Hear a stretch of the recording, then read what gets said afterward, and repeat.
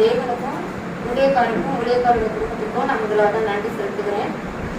இன்னைக்கு good Friday special பார்த்தீங்கன்னா ஆண்டவருடைய 7 மொழிகள், அது வந்து 2வது வார்த்தையை பற்றி நான் பேச போகிறேன். 2வது வார்த்தை என்னன்னா ரட்சிப்பு. ரட்சிப்பு அப்படின்னா அது வந்து கிறிஸ்தவத்தோட ஒரு அடையாளமாகவே நம்ம பார்க்கணும். அது என்ன அப்படின்னா நம்ம ரட்சிப்பு, நம்ம ஆண்டவர் வந்து நமக்கு ரட்சிச்சாரு, நம்மளை வந்து ரட்சிக்கிறாரு. அது மூலமா தான் நம்ம முழுகிய ஞானஸ்தானம் எடுத்து இந்த இடத்துல நம்ம நிற்கிறோம். எவ்வளவு பேர் வெளியில இருந்தோம், நம்ம இந்த இடத்துல நிற்கிறோம் அப்படின்னா அதுக்கு காரணம் என்னன்னா ரட்சிப்பு மட்டும்தான். அந்த ரட்சிப்பு வந்து நம்ம ரொம்ப நாள் வந்து தக்க வச்சுக்கிறதே கிடையாது. ஸ்டார்டிங்ல நம்ம இருக்கிற வைப்பு வந்து இப்ப கிடையவே கிடையாது யாருக்குமே. ஞானஸ்தானம் எடுத்த புதுசுல நம்ம வந்து ரொம்ப ஆண்டவருக்குள்ள இதுவாகவே இருப்போம். ஆனா இப்ப என்ன பாத்தீங்கன்னா அப்படியே டவுன் ஆயிடுவோம். அது என்ன அப்படின்னா அந்த ரட்சிப்பை வந்து நம்ம கண்டினியூ பண்றதே கிடையாது. அது பாத்தீங்கன்னா ஒரு 3 கதையை நான் எடுத்துட்டு வந்திருக்கேன். கர்த்தரே ரட்சிப்பு, கர்த்தரால் ரட்சிப்பு, கர்த்தர் இடத்துல ரட்சிப்பு. அது என்ன அப்படின்னா ஆண்டவர்கிட்ட மட்டும்தான் அந்த ரட்சிப்பு இருக்கு, வேற யார்கிட்டயுமே அந்த ரட்சிப்பு கிடையவே கிடையாது. கர்த்தரே ரட்சிப்பு முதலாவது வாசிக்கலாம். சங்கீதம் 27:1. கர்த்தர் என் வெளிச்சமும் என் ரட்சிப்புமானவர், யாருக்கு பயப்படுவேன்? கர்த்தர் என் ஜீவனின் பலனானவர், யாருக்கு அஞ்சுவேன்? கர்த்தர் என் வெளிச்சம், என்னோட ரட்சிப்பு. அதாவது ஒரு இடத்துல வெளிச்சம் இருந்துச்சுன்னா அந்த இடத்துல வந்து கெட்டதுக்கோ எதுக்குமே வந்து இடமே கிடையாது. இப்ப ஆண்டவர் நம்ம கிட்ட இருக்காரு அப்படின்னா அந்த இடம் ஃபுல்லாவே எப்படி இருக்கும் அப்படின்னா ஃபுல்ஃபில்லா தான் இருக்கும். வெளிச்சம் இருந்துச்சு, ஆண்டவர் இருக்காரு அப்படின்னா அந்த இடத்துல கண்டிப்பா ரட்சிப்பு இருக்கும். ரட்சிப்புமானவர், யாருக்கு பயப்படுவேன்? கர்த்தர் என் ஜீவனின் பலனானவர், யாருக்கு அஞ்சுவேன்?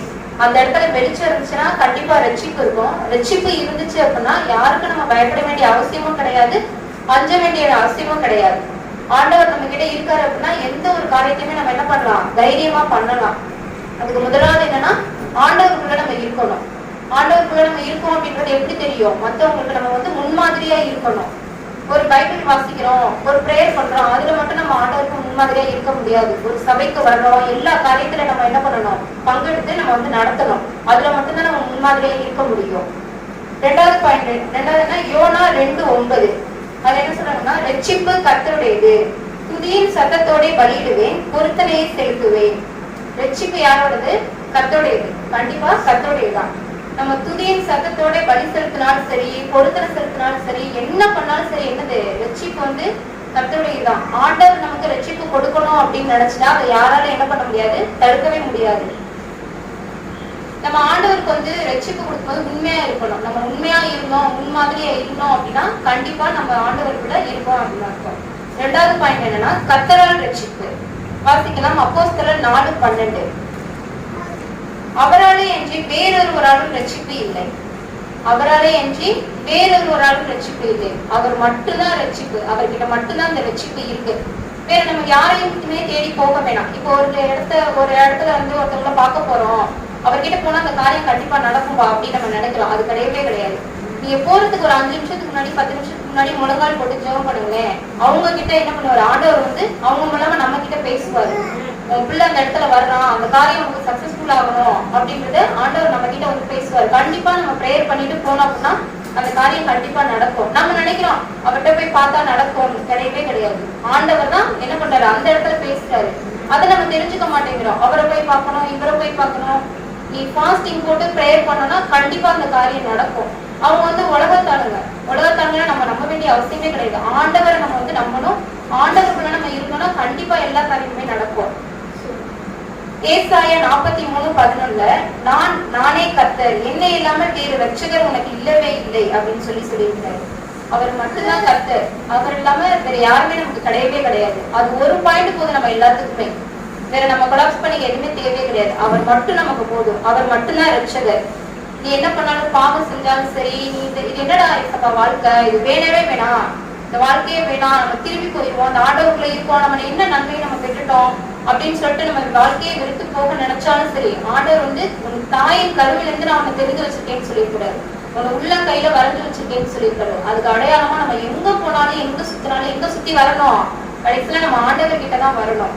அதனாலதான் உன்னை தாயின் கருவில இருந்து தெரிஞ்சு வச்சிருக்கேன், நானே கர்த்தர்.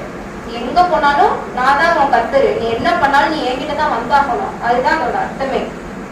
நீங்க தேவனுக்கு உண்மையா இருந்து விசுவாசமா இருந்தீங்க அப்படின்னா கண்டிப்பா ரட்சிப்புக்குள்ள நம்ம இருக்கலாம். 3வது என்ன, கர்த்தரிடத்தில் ரட்சிப்பு.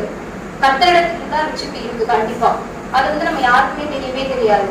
நம்ம சம்பாதிக்கிறோம், எல்லாமே பண்றோம், அதுலதான் நம்ம சந்தோஷமா இருக்கோம், கிடையவே கிடையாது. கர்த்தரிடத்துல நீங்க இருந்தீங்க அப்படின்னா எல்லாமே நம்மளை தேடி வரும். நம்ம தேடி போக வேண்டிய அவசியமே கிடையாது, நம்மளிடத்துல வரும். நம்ம வந்து ஒரு முன்மாதிரியாகவோ சபைக்கு வந்து எடுத்துக்காட்டாவோ இருந்தோம் அப்படின்னா நம்மளை தேடி எல்லாமே வரும். ஆண்டவர் என்ன பண்றாரு, எல்லாமே நமக்கு தகுதியா இருக்கும், ஆனா நம்ம எதுவுமே நம்ம பண்ண முடியாது. ஏன்னா ஆண்டவருக்குள்ள நம்ம இருப்போம். எதை பண்ணணும் எதை பண்ணக்கூடாது அப்படின்றத ஆண்டவர் நமக்கு கண்டிப்பா கத்து தருவாரு. கர்த்தரிடத்தில் ரட்சிப்பாரு. பார்க்கலாம், லூக்கா வந்து 19:9-10. நம்மளை ரட்சிக்கவும் பாவியாக நம்மளை தேடியுமே ஆண்டவராகிய இயேசு கிறிஸ்து நம்மளை தேடி வந்திருக்காரு, இந்த உலகத்துக்கு வந்திருக்கிறாரு. நம்ம பாவிதான், இங்க இருக்கிற எல்லாருமே நம்ம பாவிதான், பரிசுத்தவான் யாருமே கிடையாது, எந்த தவறுமே பண்ணாம கிடையவே கிடையாது. ஒரு சின்ன விஷயத்துல கூட நம்ம மைனஸ் ஆயிடும். அது என்ன அப்படின்னா நம்ம வந்து உலகத்துக்குள்ள இருக்கிறோம், அதுதான் காரணமே. உலகத்துல இருக்கிறோம், அந்த காரியங்களை நம்ம பின்பற்றோம், அதனாலதான் நம்ம வந்து இவ்வளவு டவுன் ஆகிருக்கோமே.